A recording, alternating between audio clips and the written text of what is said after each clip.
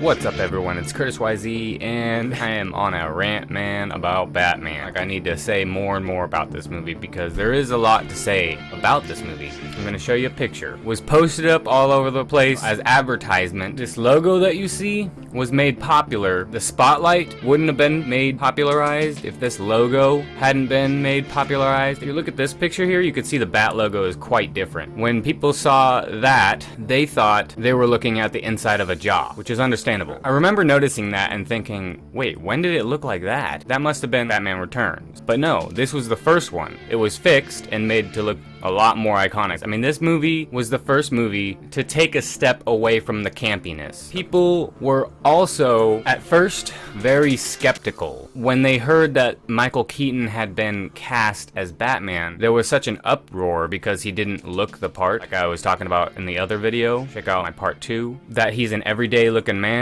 Because he wasn't big and bulky, it didn't look the part at all to them. So what happened was Tim Burton released some early footage for the public to get excited about, and it worked. The hype that the movie had around it at the time was huge, and the movie was a smash hit.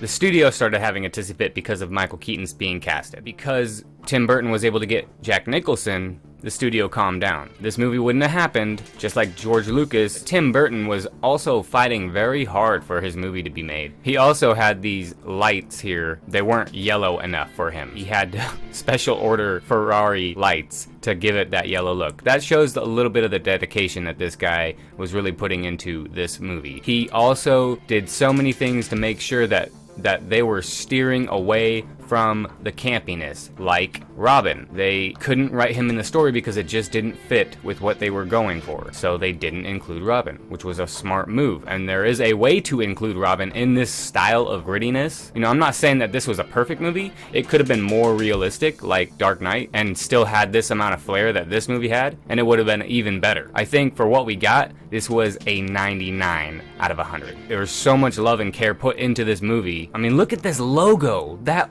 logo has impressed me for years. The Batman on the bottom, the logo, so vibrant, the yellow and orange. Not only that, it made his yellow campiness look really cool. Before Terminator 1 and 2 were in my realm of being able to watch, this movie was the most badass movie out there, okay? That's what you have to remember when you watch this, is that there was nothing else like this. This was the first one. Superman movies were cool, but they weren't like this. They weren't realistic like this. I'm gonna talk about Jack Nicholson a little bit. As a kid, watching the cartoons and then watching this, the only thing that really stood out is that his head was too big to be a Joker, because Joker has like a skinny, long face. He always was funny. Watching it now, it's pretty dark, you know? I like that. Like, I laughed even harder when I finally rewatched this movie. I finally got the real dark humor that the Joker was spitting out, and he does an amazing job. It is a mix between the show and Heath Ledger. He takes the campiness and makes it as real as possible while still keeping it pretty much family friendly, if you will. For the time, that's pretty good. He took campiness and made it really work. That's really impressive. I think that's really the most impressive thing, is like, look at Batman with his yellow, flashy yellow logo. That should look stupid to me. It looks badass though, because I grew up looking at this logo.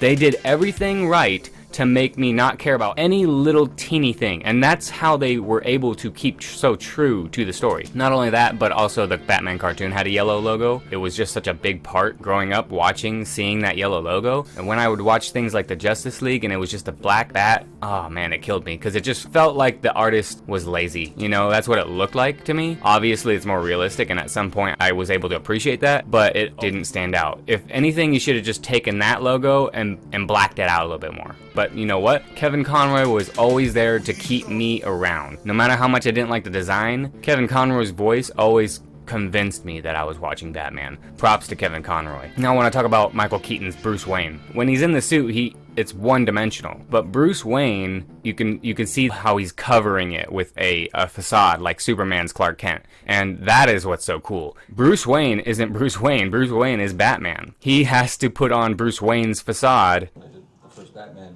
you know, I made a joke, but I was actually serious. I just worked the suit, man. I let that suit go to work for me.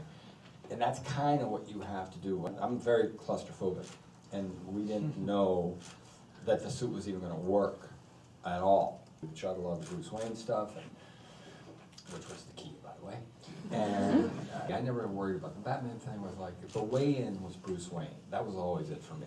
So when we got in it, I went, oh, I'm in trouble, man. I got to really face this thing, because you couldn't get out of it. This thing was like wrapped. In fact, it didn't totally work, because one of the first shots, I mean, I'll take some credit for it, but really it was practical. This whole thing like this really came out of the first time I had to react to something and this thing stuck to my face, and somebody says something to Batman, I go like this, and the whole thing goes. So I go, well, I got to get around that, because you know what, Tim? He moves like this. So what he's talking about is when he was wearing that suit and the mask was so tight on his face that if he turned his head, it would leave holes, or it would stretch the rubber and ruin the look of the mask and everything, and it would look stupid. So he had to work around that by turning his whole body, and he also had to make that work. He had to make that look good. So it really did. So I thought, I don't know, I'm going to do this, man. I'm feeling really, really scared. And then it hit me. I went, oh, this is perfect. It is like designed for this really unusual dude. The Bruce Wayne guy has this other personality that's really dark and really alone and really kind of depressed. This is it. You just take all that stuff, that suit, all that stuff that suit was giving me. And I said, oh, I got it. I know exactly how to do this now.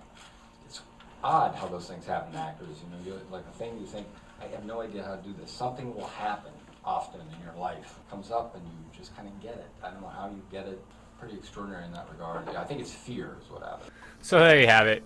On top of that, last thing I'm going to leave you with is the amount of practical effects that they use are all astonishing. They all look great. They all look pretty real.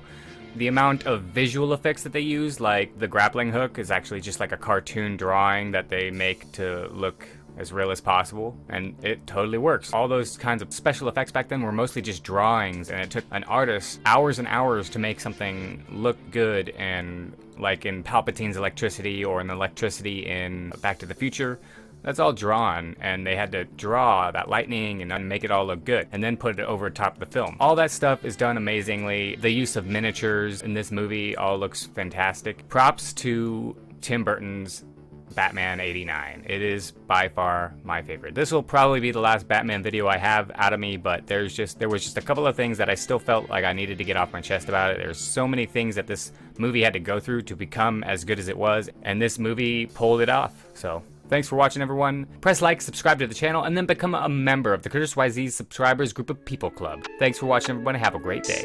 Hey, it's Curtis YZ. Smash like, subscribe, leave a comment. I'll read it.